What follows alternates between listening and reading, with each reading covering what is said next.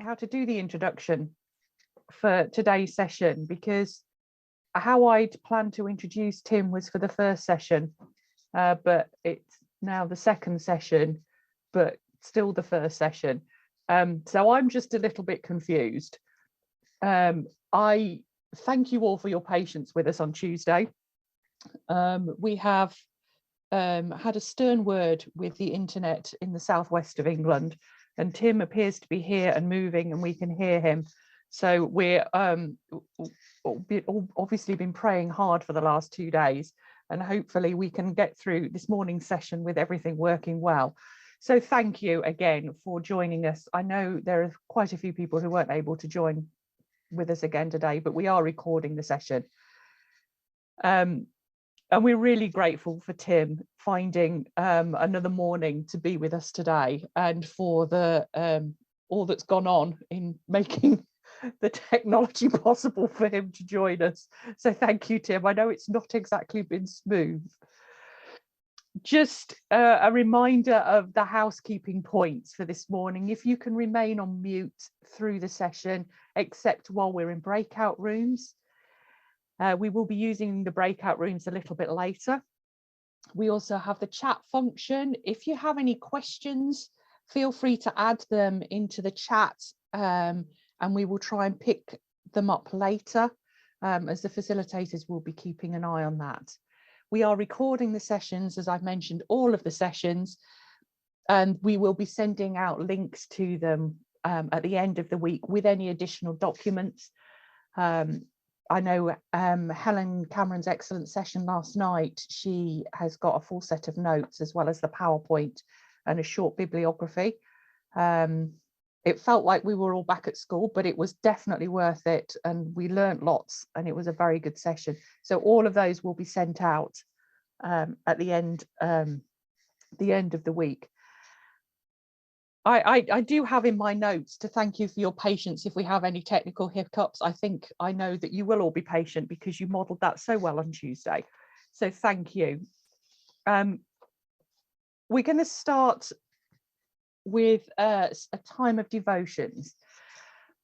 And I did think about just repeating what I planned for Tuesday, but no, I found something different to look at.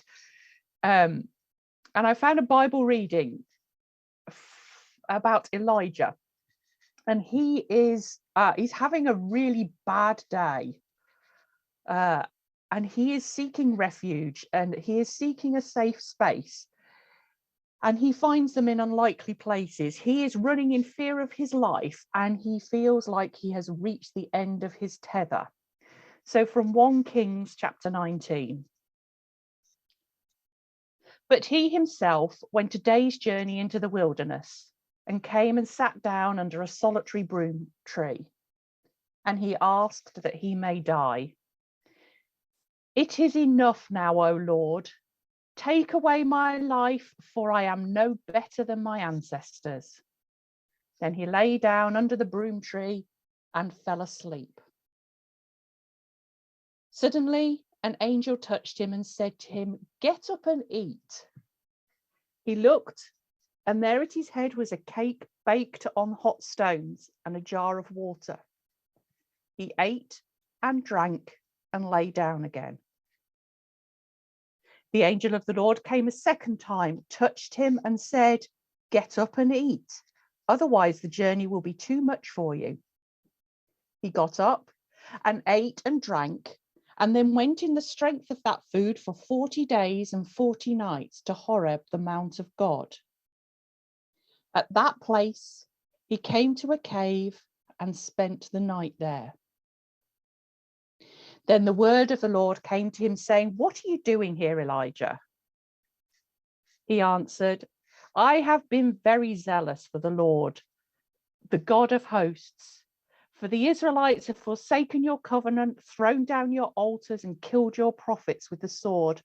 I alone am left, and they are seeking my life to take it away."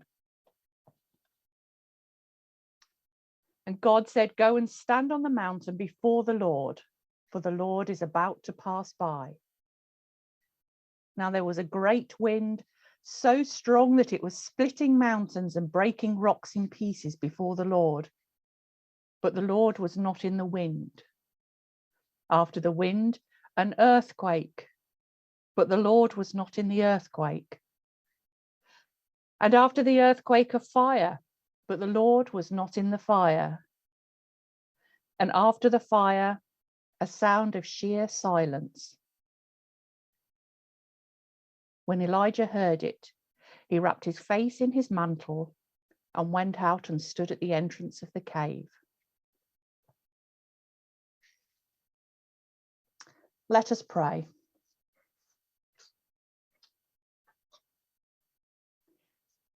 Gracious God, you call us to support one another, to offer comfort in time of needs, reassurance in times of fear,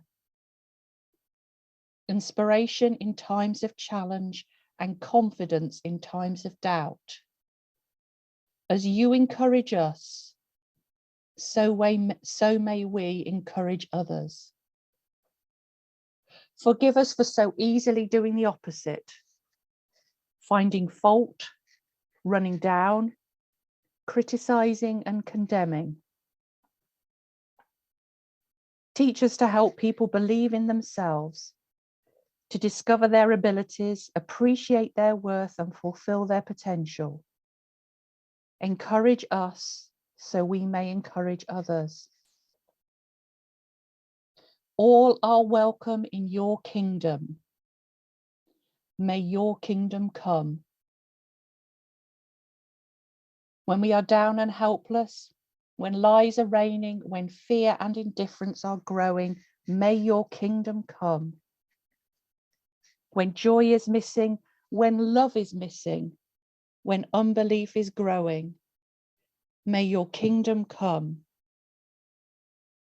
To the sick and lonely, the imprisoned and tortured, may your kingdom come. Into churches, into our praying and our singing, may your kingdom come. Into our hearts, our hands and our eyes, may your kingdom come. Into our time together and into our creating of safe spaces, may your kingdom come. All are welcome in your kingdom. May your kingdom come. Amen.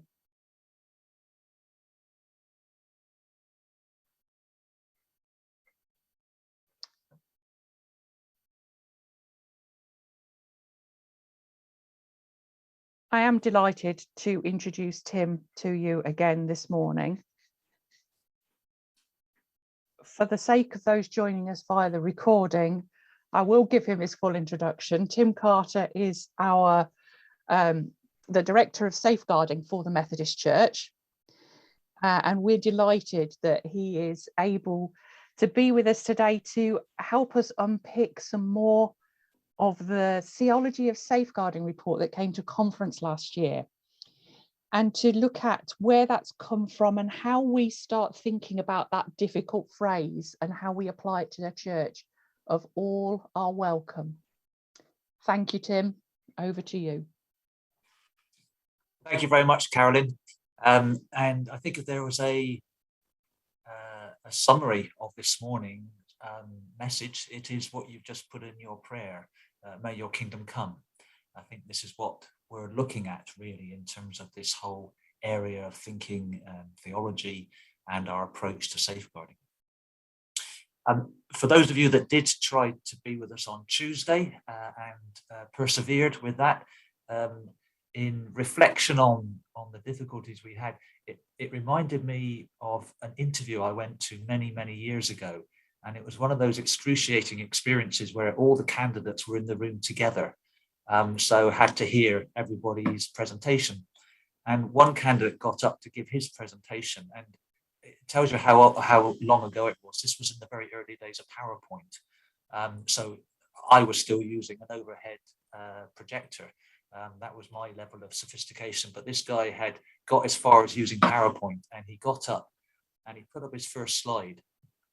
And he stood there for what felt like an inordinate amount of time, and then looked around and said, I seem to have my last slide first, but I'll carry on anyway.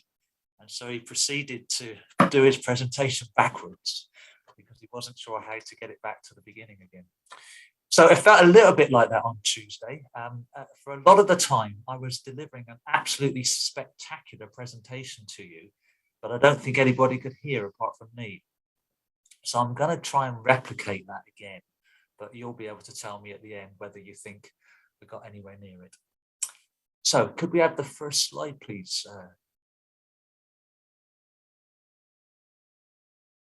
Thanks, Elliot. And the second one. So for the benefit of those people who might be watching this on record, this was the first presentation. Those that have been watching it live will have already been to the second one last night. But I'm going to share a little bit about the background to the report before looking at some specific areas. But in terms of what we are really trying to explore here, I came across this poster outside a church in the United States some years ago, and I was quite taken by the notion.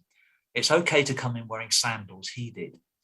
A very strong message there about the openness of the church, that this isn't a church which you have to meet certain criteria to be acceptable to come in. Indeed, your kingdom come is all about an open welcome to everybody.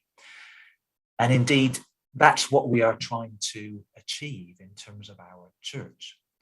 But the idea of all are welcome comes with certain parameters, inevitably. The all are welcome makes a statement about God's love and grace. Yet boundaries help to ensure that people are safe, which sometimes means restricting those who are able to enter a particular space. There is a need for discipline. Otherwise, people can damage the integrity of the church and obstruct other humans in flourishing. So we have to hold this tension in the desire for safe spaces in our churches, alongside the church's mission to welcome those who may pose a risk, but have expressed a commitment to change. So we have these two sides, if you like, held in this tension. Next slide, please. Again, I found this in an English church. I forget where it was now, but it was, one of those notices you've seen pinned up just in the lobby. And I was quite taken with this idea of this welcome.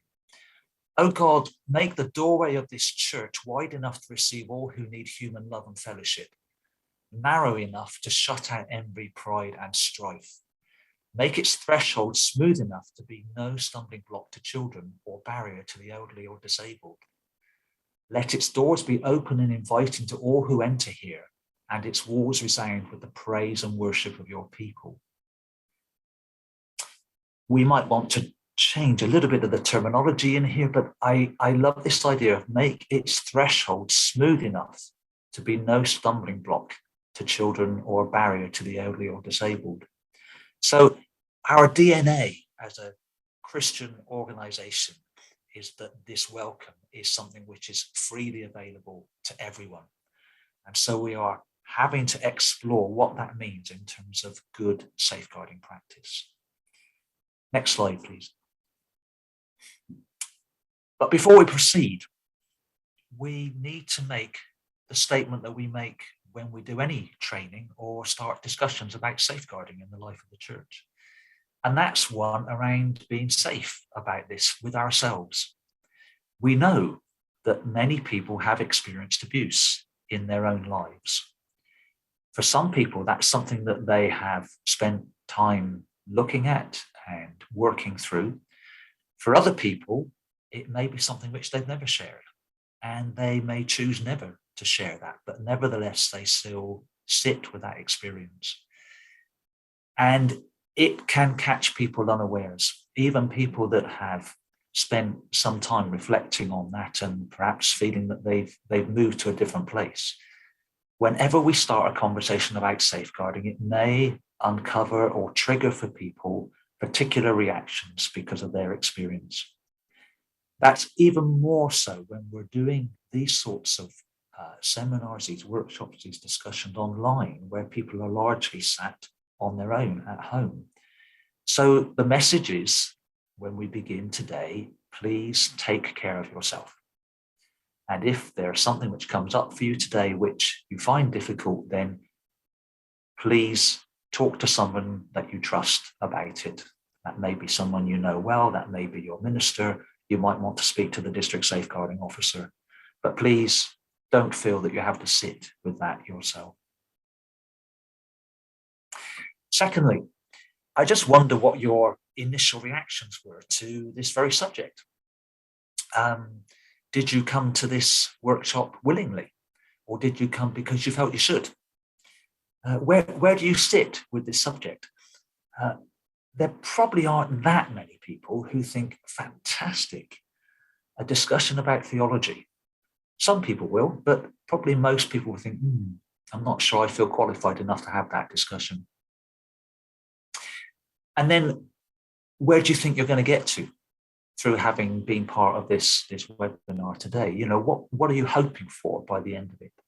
It's helpful sometimes just to consider where you are at this point in time.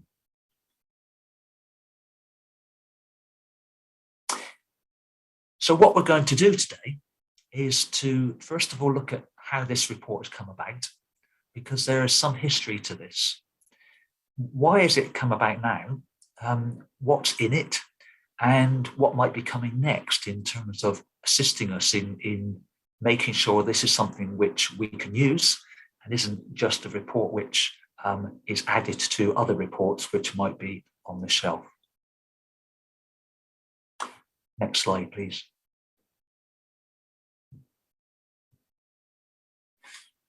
So, what about the history of this? Well, I would argue that this report has probably been 30 years in the making. It might feel to those that have actually been involved in writing it and been consulted on it that it's been maybe over a couple of years. But what has been produced here is really on the back of all of the work which has been done previously to get this subject area to the forefront of the church's thinking and concentration. And that's not necessarily a linear process where one thing automatically leads to the next. Actually, I think the history for the church around thinking about safeguarding, and particularly about the stories from survivors, is a messy story. It's a story which goes sometimes seemingly forward a number of steps and then may feel that it's knocked back, maybe even knocked back further than where it felt it started. And I think it's also a story of many people who have been bruised by this, people who have worked so very hard at different times in, I would argue, the last 30 years, really, of trying to raise some of these subjects and say, we've got to look at them. You need to understand my experience and I don't feel heard. Or I have tried to raise a concern, but I've not been well treated. So there is a long history of getting us to this point. And I think sometimes when you get a report as strong and as definite as this, it feels like, oh, well, we've always been there. But actually we haven't.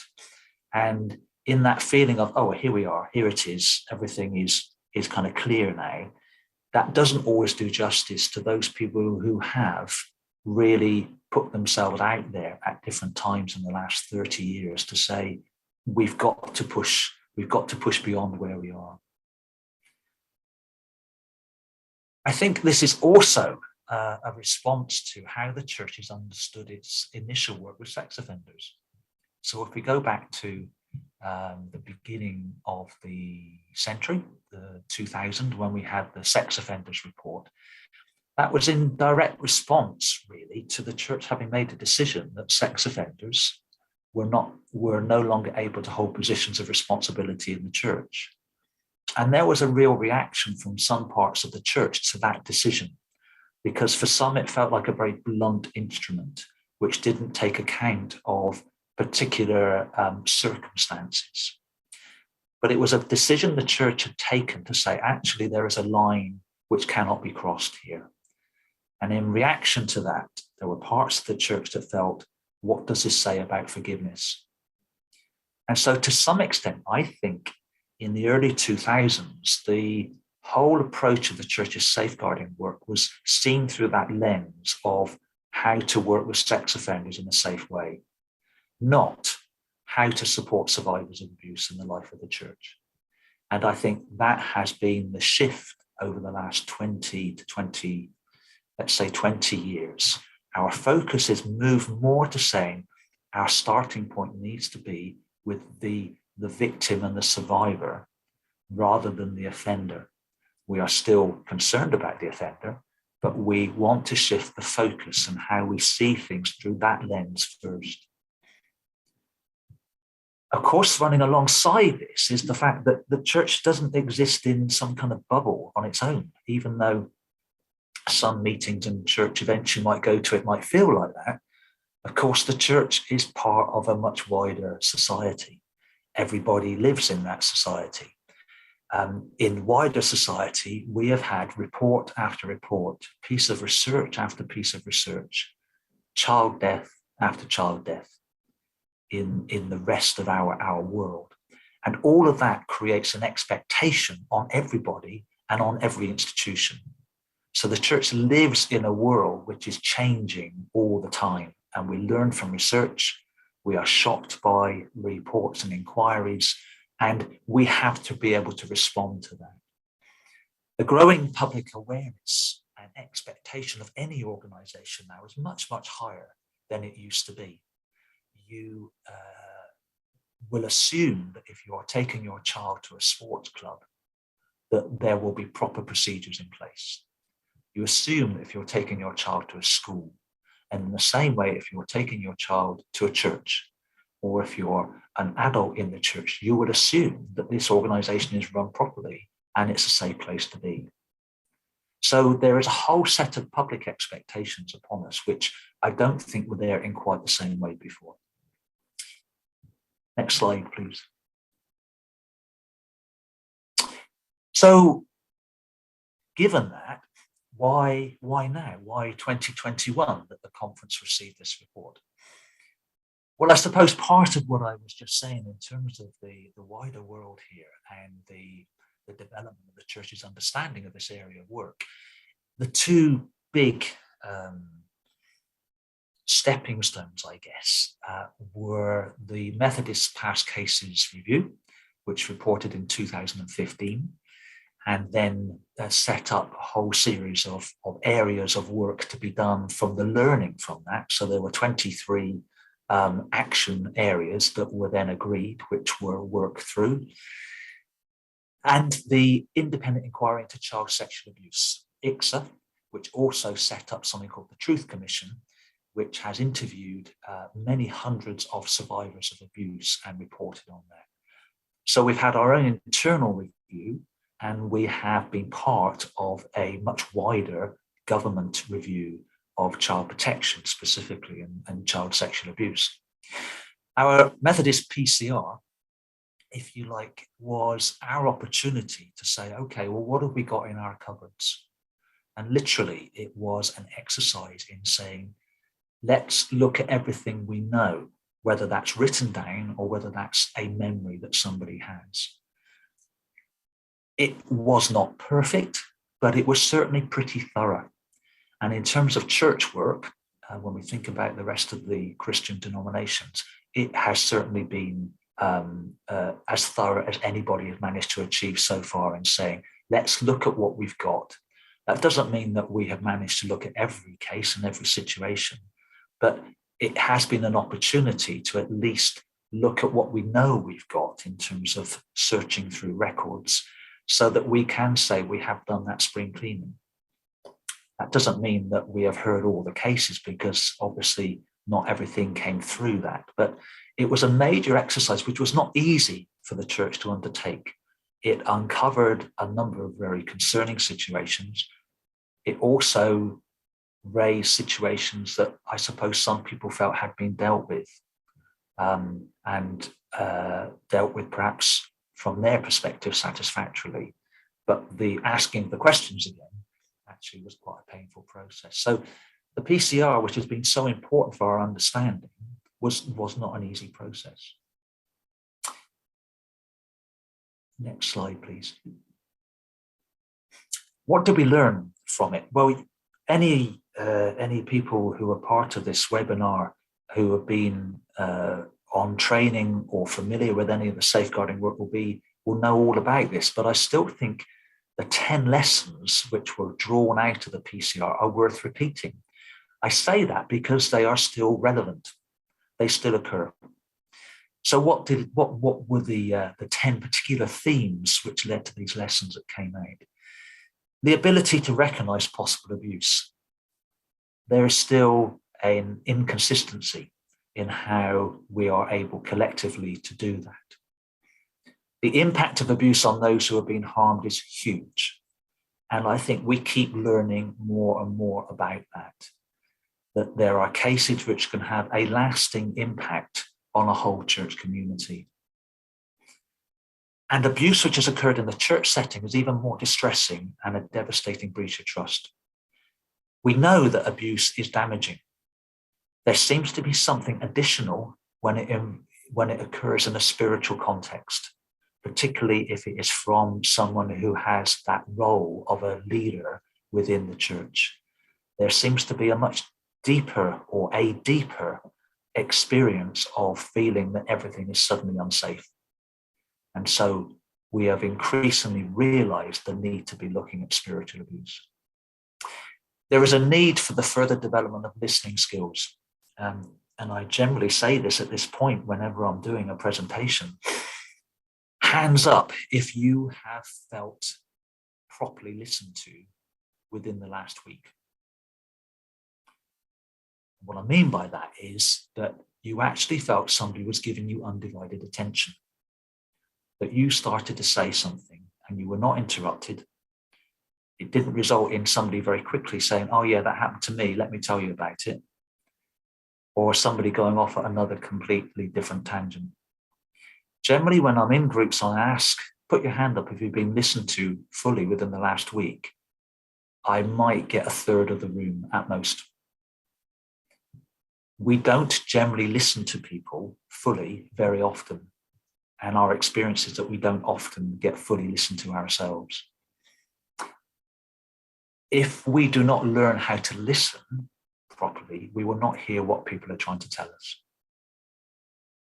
Next slide, please. People in the church are still not responding effectively to serious situations. I know that because I get cases that come across my desk very regularly that tell me that that's what's happened. People find it difficult to put respectful uncertainty into practice. And maybe that's not a surprise. Respectful uncertainty is a very difficult practice to develop. It's very hard to hear stories about someone that you think you know, because you think you know them. So if somebody says, actually, there's something else about their behavior which doesn't fit with what you think you know, it's very, very hard to hold that in your mind at the same time because it doesn't fit. So respectful uncertainty is still something we have to work very hard at. Responding well to church congregations in difficult safeguarding situations continues to be a challenge. We have experiences of churches which have split down the middle, where somebody is believed and then the other half of the church does not believe them. Safeguarding can be very divisive within our communities because it is forcing us to take a position. Recording practice has improved, but record keeping is still not consistent enough. That becomes very significant, maybe some years down the line, because we will sometimes have the police making inquiries of us about cases which are closed. Something new has come up, somebody has come forward to make an allegation, and they come to us to say, what do you know about this person? Suddenly, that file, that case file, becomes really, really significant. And if the information has not been recorded clearly at the time, we actually look rather stupid because we haven't kept good records. and it means that the police cannot, pursue something which may be very significant. Referrals, effective working with other agencies still requires development. In fact, I think that's got worse because we know that statutory agencies are under so much pressure at the moment in terms of their staffing and budgets. So you do not always get consistent responses around the country. And there has been and remains insufficient understanding of the significance of the safeguarding concerns about those who hold leadership roles in the Methodist Church. And that's an active area that we are still working very hard on, because leadership is so important in this area. So that is the past cases review. All of that feeds into the Theology of Safeguarding report. And as you read through it or have read through it, you will see echoes of a number of these things which are woven into the whole narrative in the report. Next slide, please. The other area of significance here was, I said, the independent inquiry into child sexual abuse. And that's been going on for 5 years and has had an enormous scope in terms of looking at agencies and organisations. Methodist Church was included last year. In September, a report was written based on their looking at our safeguarding practice, along with 37 other religious organisations. We can have a discussion about the sensibility of putting 38 very different religious organisations together into one inquiry, but that's for another day. The independent inquiry will produce its final report at some point this year, based on 15 separate hearings. We were part of just one public hearing. So you can begin to see how large the scope of the inquiry has been. So what was found in this investigation into these different religious organisations? Next slide, please. They looked at 6 areas: child sexual abuse in religious organisations, barriers to reporting, child protection policies and procedures and training, how allegations of abuse are responded to, the use of supplementary schooling and out-of-school settings, and how safeguarding is inspected and overseen by the organisation. That's really where most of the information was in this report. They only actually made 2 recommendations at this stage. And the one to concern us in the Methodist Church was to produce a child protection policy, which we already have and had already shared with the inquiry. But the reason I think they put that recommendation in was because a number of religious organisations did not have anything of the sort. And that's where I say it seems slightly odd to be including such different religious organisations in one report, because we were clearly so much more developed in some of our work than some others. However, what was interesting was that the report pointed to what will be in the final ICSA report, which covers all of its hearings. As I say, coming out at some point this year, we don't know when, that there will be recommendations around the requirement for mandatory reporting for people in positions of leadership, changes to the vetting and barring system with the DBS, some sort of regulation of religious organisations when it comes to safeguarding, and some legislation to meet minimum child protection standards. So those are really interesting pointers to what is coming. Quite how far that will go, what the requirements will be, how the government will respond to that will be very interesting. But it tells us that we are going to have to continue, as we would want to be very clear about how we are approaching safeguarding in the life of the church. And it will become a legal responsibility, not just one of moral purpose. Of course, we may actually want to go further as a Methodist Church. We may feel that the ICSA recommendations ultimately are not reflective enough of our understanding of the importance of this. We will see what they have to say. So we are anxious that we are not just driven by ICSA, but we continue to make the efforts that we want to make as we see trying to develop the safest organisation that we can. Next slide, please. So I think there is an opportunity here. We don't want to think of ICSA as if it's some kind of Ofsted, that anyone that's had involvement with schools will know how Ofsted rather dominates discussions and creates a degree of fear, which isn't the best way to actually create positive change. So we are very mindful of ICSA, but we don't want to just stick with what ICSA might say if we feel we can go further. But we are dealing with public perception, and that is so important. I think as we move forward, we are in a much greater public place. We know how information is shared so much quicker now. This isn't just about press reports, but social media can happen within seconds. And so how we control what we want the message to be about our churches and how safe they are means that we have to be on top of this all the time.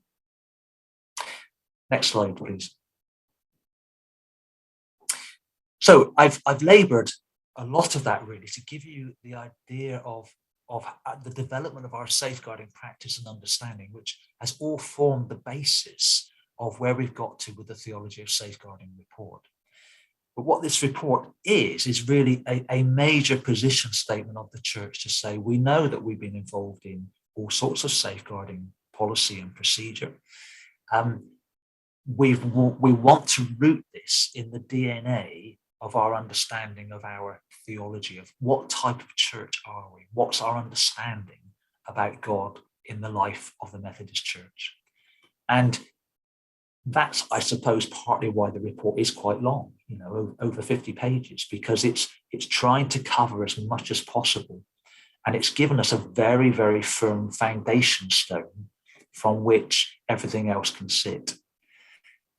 So it's based around 7 areas. It's, first of all, talks about the theological roots. And then it goes into,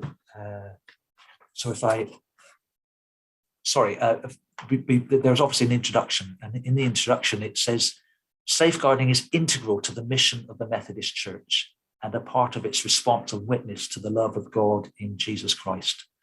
This report seeks to explore the theology and practices that undergird and support the safeguarding work of the Methodist Church, and that helps the Methodist people to create safer spaces for human flourishing.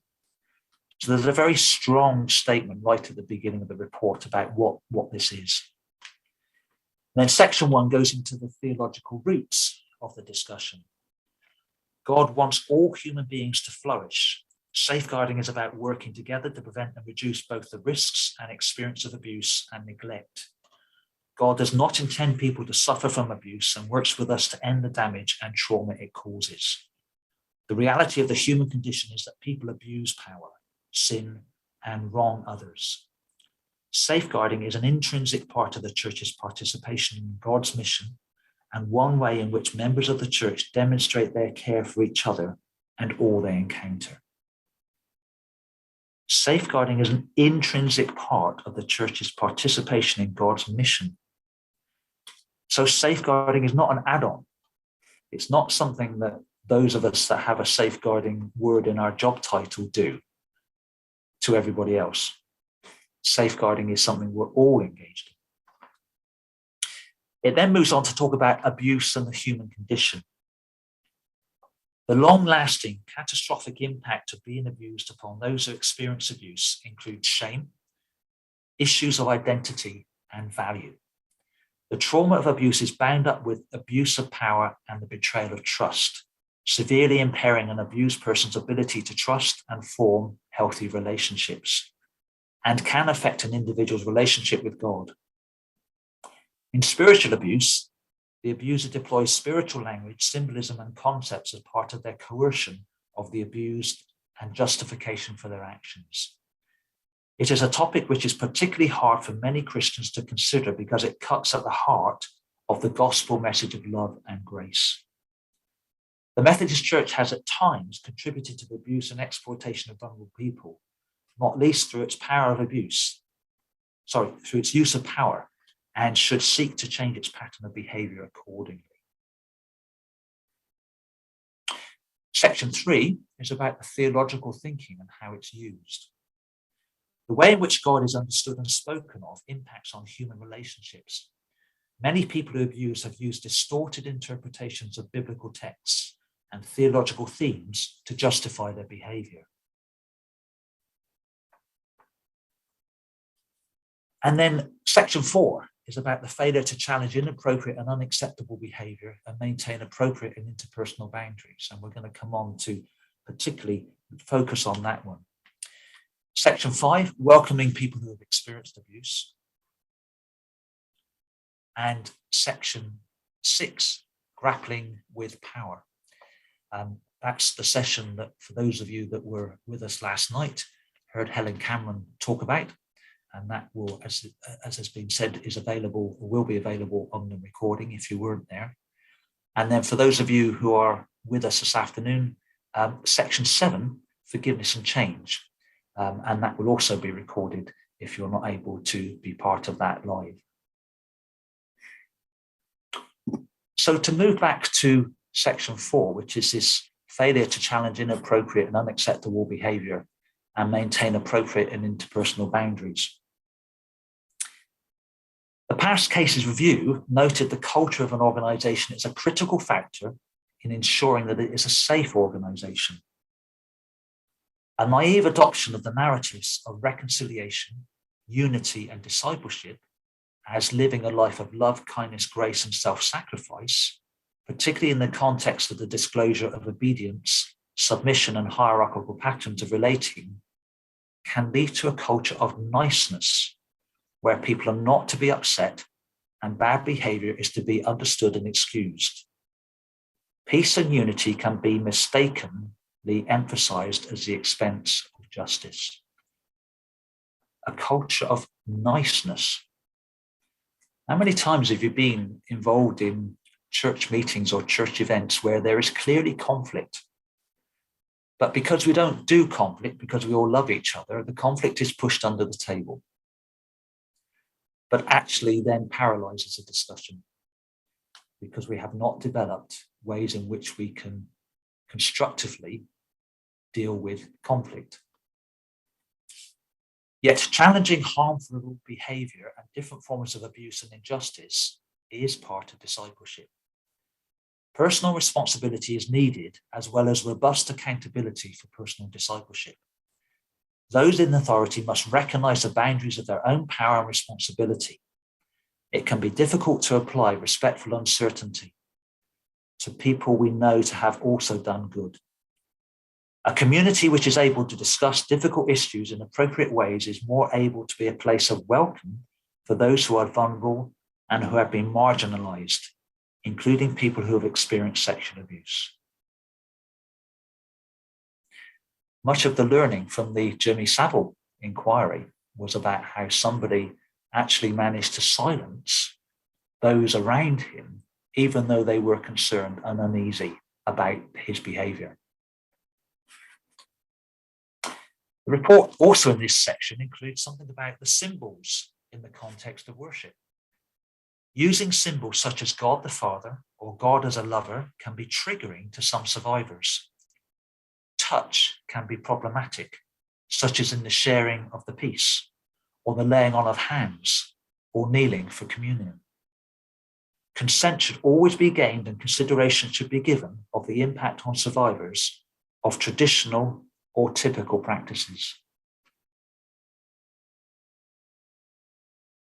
And then there's a small section on the life-giving resources for theological reflection. Images of God looking after them, fighting for them, and caring for them can be helpful to survivors. Stories in the Bible of violence against women can help survivors by interpreting them on the behalf of victims. So this is a plea to be careful about our use of stories and our theological interpretation of them. That there needs to be some understanding of the context of that story. Section 5, welcoming people who have experienced abuse. More time, energy, and resources have been given by the Methodist Church to enabling people who have abused to be welcomed into our churches than to people who have been abused. The profound and long-term trauma of abuse distorts the image of God and causes deep pain and suffering. Pastoral responses can be impaired when the person who has experienced abuse fails to live up to the idealized image of an innocent victim, and the church fails to respond well to the actual complex and broken person in profound pain.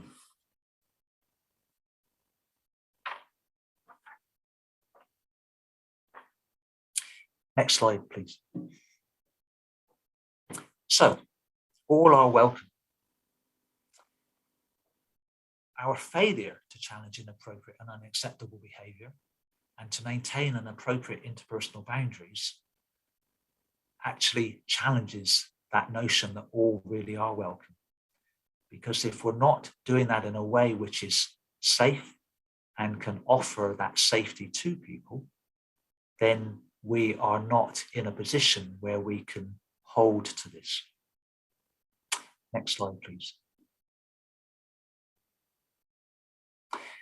What are we doing about that? I think significantly last year, the Methodist Council adopted an anti-bullying policy, which is now part of the safeguarding policy. I think we are beginning to learn that whilst we can be clear about certain types of abuse, there is if you like, a less defined area in terms of our human relationships, which sometimes we do recognize quite clearly as bullying, but we're not always clear about what we mean by that. So to have a clearer anti-bullying policy statement with a threshold will help us with this. We're also beginning to look at something called low-level concerns. Interestingly, the government has introduced in schools a requirement for schools to have a policy which looks at concerns that don't meet the normal threshold for a referral to other agencies, to children's social care or to the police. And they're calling that a low-level concerns policy. So we are beginning to have conversations about that as well. How do we actually capture where we have maybe just an uncomfortable feeling about something, but it doesn't meet our normal thresholds? So this is about how we're beginning to develop a culture within the church whereby we want to be a place which is safer for everybody. What do we do when we have a concern that the way someone is behaving actually doesn't kind of fit with that? We've also developed a new domestic abuse policy, and we'll be doing some awareness raising and training around that over the coming months. Whilst a lot of the focus around safeguarding is around children, we also obviously include a whole range of adults who are vulnerable at certain times in their life. We've begun to develop resources around that. At a very effective webinar a few months ago around what does it mean to be a dementia-friendly church? And we are looking at a whole range of areas where elderly people, vulnerable adults, can be subject to financial abuse. There's a whole set of things that we can do around the rest of our adult population within the church.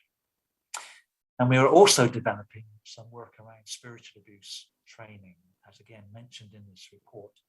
And I said at the beginning how devastating abuse which is committed by people that have got some kind of spiritual leadership position in the church. This report has been obviously accepted by the Methodist Conference, and also a follow-on was accepted by the Methodist Council in terms of how this report's going to be used within the life of the church. So our next steps are to develop tools for how the report can be used and study guides. What we're doing today is very much part of that, and it will be interesting to take feedback from this session and the other two sessions, which will help with the development of those materials. But the idea is to have a discussion guide for churches, and also critically input for local preachers and worship leaders and ministers as part of their training, so that the theology of safeguarding becomes a core part of the training that some of our leaders actually participate in. And the Faith and Order Committee are going to do some further work on the whole area of forgiveness to assist the church.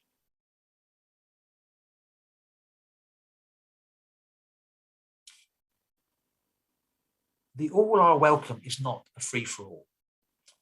It comes with roles and responsibilities. The welcome of Jesus to the sinner is a yes, but to go and sin no more. It is not a free ticket to carry on. The church has focused too narrowly on the offender. From the year 2000 Covenants of Care report to the Methodist Conference, it was trailblazing at the time, but only dealt with one part of the problem. The place of the survivor has not been received, has not.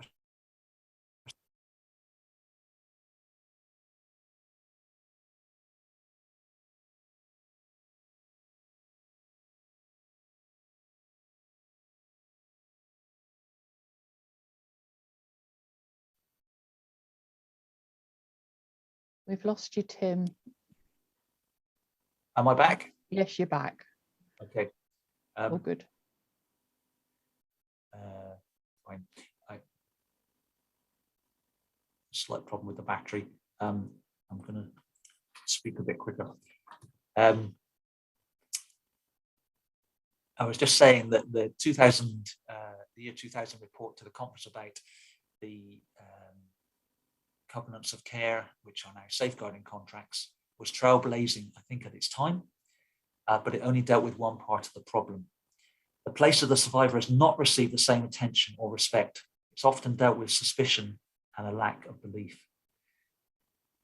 My own history in terms of safeguarding with the church goes back to the early 1990s, working in the southwest area, where the local diocesan Catholic priest, who was a chaplain to the local Bristol prison, had become concerned about the way that a number of sex offenders were linking up with the church through chaplains in prison and being linked with churches on release, without any consideration for what procedures might be put around them. And because he was also the lead safeguarding priest for the diocese, he had put the two together. And he called an ecumenical meeting to say, we need to be better informed.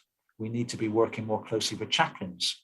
We need to be working more closely with safeguarding people within our church communities. And that was my first real understanding of how we had to think from both sides and not just from the one. Since then, in this role of being Director of Safeguarding, I've been so indebted to the Methodist Safeguarding Advisory Group, the Methodist Survivors Advisory Group. About 8 people, individuals and people representing survivors organisations who we've been working with for 4 years now, who have been willing to share their stories and help me to understand that for many people, even if abuse was a long time ago, for some of them in their childhood, it becomes a situation which continually they live with, and the journey and the story carries on.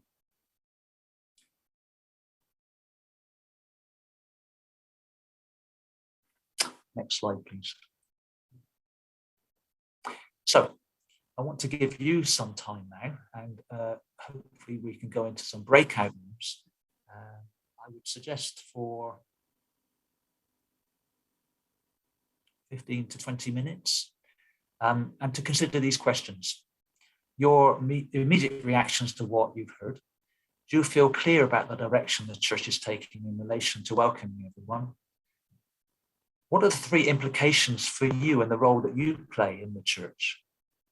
And if we were meeting together in 5 years' time, what might have changed? discuss in your breakout rooms really helpful. We have got some time now for some questions. I'm hoping Tim will join me on screen. And if there are any questions that you would like to put to Tim about the things that he spoke about, or things that might have come out of your breakout rooms, then we've got opportunity to do so. If you use the raise your hand function, if you would like to speak, and then we can see who amongst you wants to put a question forward, or you can use the chat function to type out any questions and I will read those out.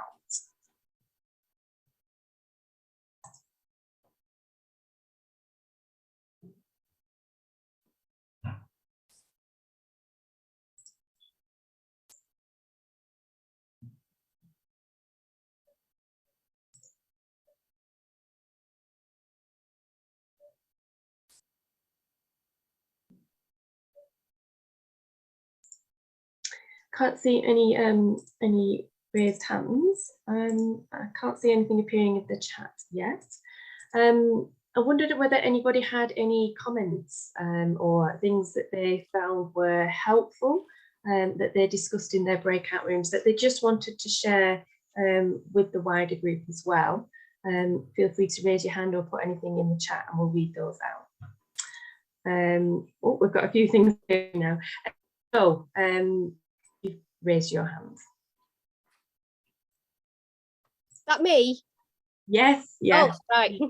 I think that, I mean, I think there's always been an element, hasn't there, of sort of a theological kind of emphasis when we've been doing it. But we said in our group that really part of because it's so in depth now, the positive thing is those people who've kind of said, well, you know, why should I do it? It's now clearly a Christian course as opposed to something that is done all over the place, like a secular course. So at least it's now sort of tailored to our beliefs.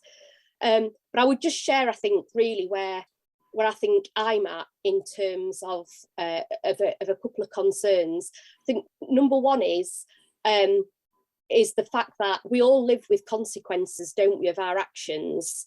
And I've become increasingly aware of people who've been convicted of sex offences, have spent time in prison, have been released and have subsequently applied to come off the sex offenders register and have been successful in doing that. And what the implications of that are for us as a church, given they are no longer seen as a threat in society, but actually we could run the risk of reputational damage, for example. And is there not something about us needing, if something like that's coming back on a DBS, but somebody's no longer on a register, what are the implications of that in terms of forgiveness, in terms of how we approach such people? And I just think that is really, really complicated stuff, isn't it? Because we don't want to say no to people, but we can't take risks, can we? And given, I suppose, this statistical likelihood which we see, is it worth the risk? Just because somebody else says they're no longer a threat, does that mean we just accept that as it is? So anyway, there you go.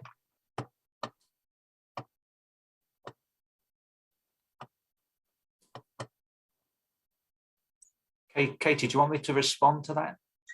Yeah, if you feel you can respond. Yeah, sure. Thanks, Joe. I think it's a very good question and one that has come up a few times recently. Our approach to all of this safeguarding work is to assess risk. So whilst there are certain offences that preclude somebody holding office, there are lots of DBS blemish cases that come through that don't automatically mean you can't hold an office. So our approach is to actually look at the circumstance in terms of what is the role that somebody wants to play, what is it which has happened that what they've done, what is the level of risk that we consider there to be in them playing that role. So some people are coming off the sex offenders register and think that's it, that's the end of the story. But if they've still got a blemish on their DBS, then we look into that and we assess the risk. And it's a nuanced area which confuses some subjects, because they feel that either they've done their time or they're no longer on that register, so therefore everything's finished. And what we say is, no, we need to look at the circumstance. We are actually concerned about current or future risk. We're less concerned about what the truth might be here, because you do get people with convictions who still claim that they're innocent. What we are trying to assess is risk. We're not a court. We're actually into risk assessment in the same way that we do risk assessments for activities. The risk assessment idea is quite a common practice. And so we are assessing a risk of a person to the best of our abilities. Thanks, Tim. There's a few questions coming in the chat. I really like this one. I'm going to put you on the spot here, Tim. What does Tim think will have changed in 5 years? Oh, that's not fair. I asked the questions.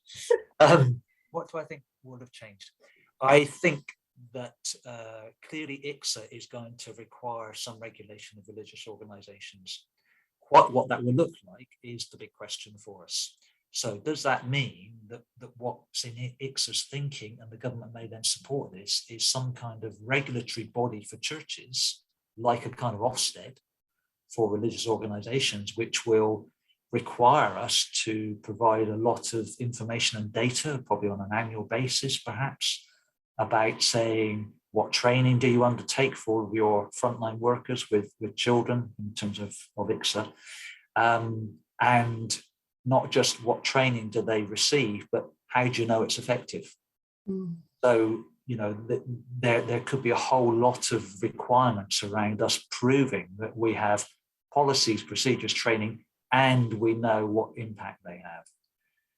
At the moment, we can say we have quite a substantial policy. We have a fairly comprehensive training program, which is regularly reviewed and updated.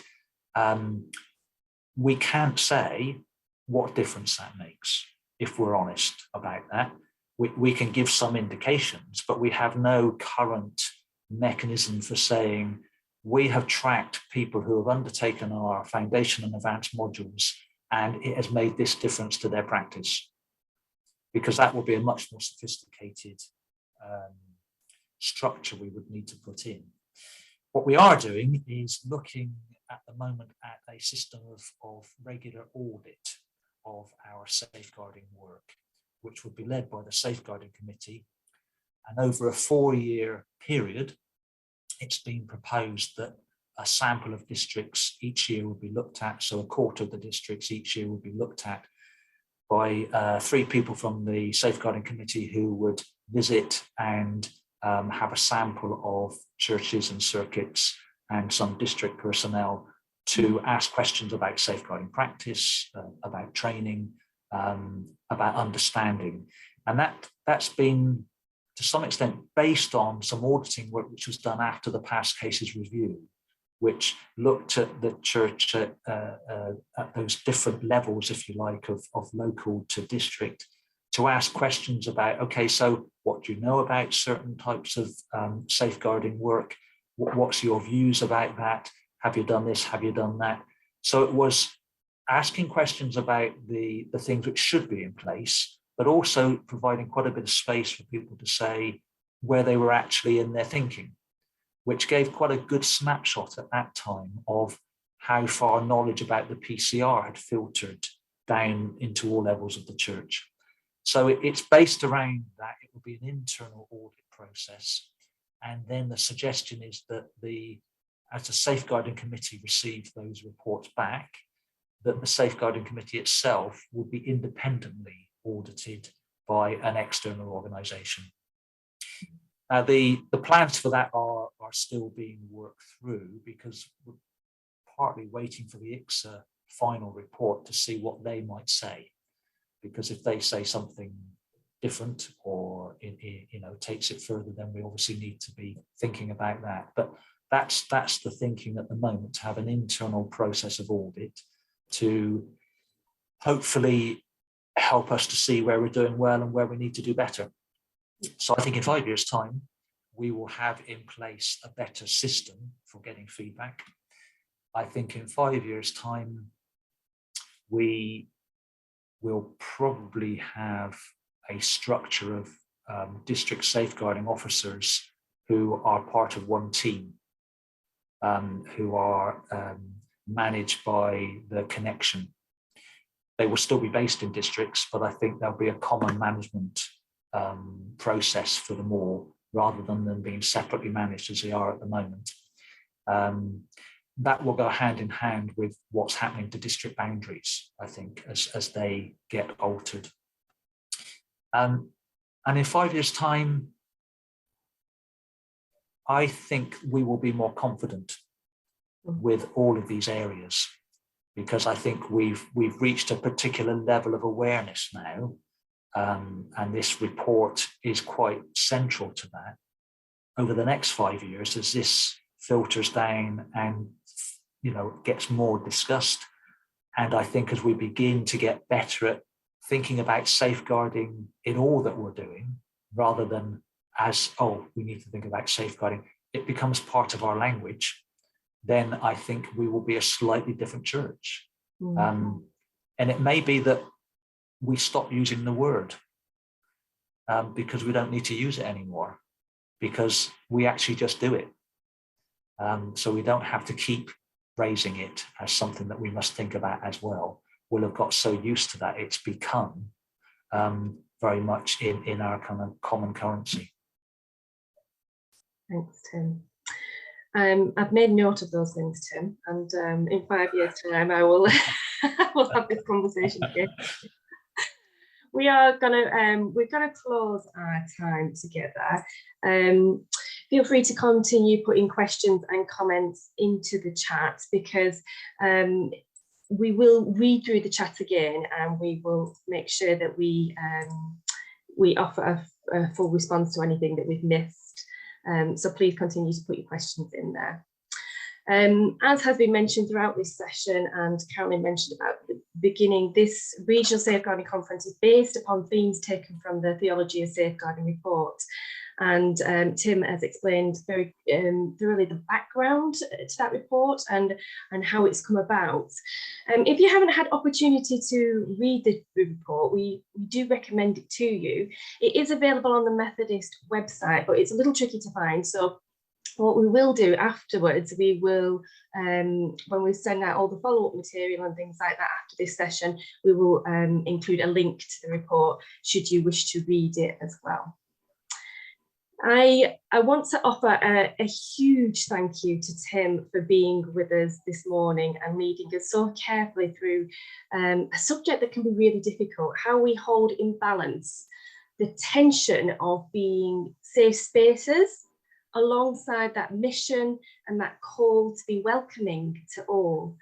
And I think that phrase that you had on top of one of the slides, all are welcome into safety, is something that really should stick with us. That reminder of the importance of safeguarding within our churches, and at times that necessity to challenge inappropriate behaviour to ensure that we develop those safe spaces for everybody. So a huge thank you, Tim, and I hope this session will prompt further thoughts and reflections from those of us gathered in this space today. If you do have any questions following today, you can forward them to your district safeguarding officer. If you wish to know about more about the practicalities of safeguarding, also your church safeguarding officer and circuit safeguarding officer will be able to offer some support. I also want to offer a huge thanks to everyone involved in the planning of this safeguarding conference and the facilitating of it here today. We've had Elliot Crippen and Catherine with us doing the tech things in the background. So thank you very much for being with us and for all your help and skills in putting this conference together. Before we leave this space, let's just have a moment of quiet to gather our thoughts about the things that we've heard and discussed, and then I will close with a prayer.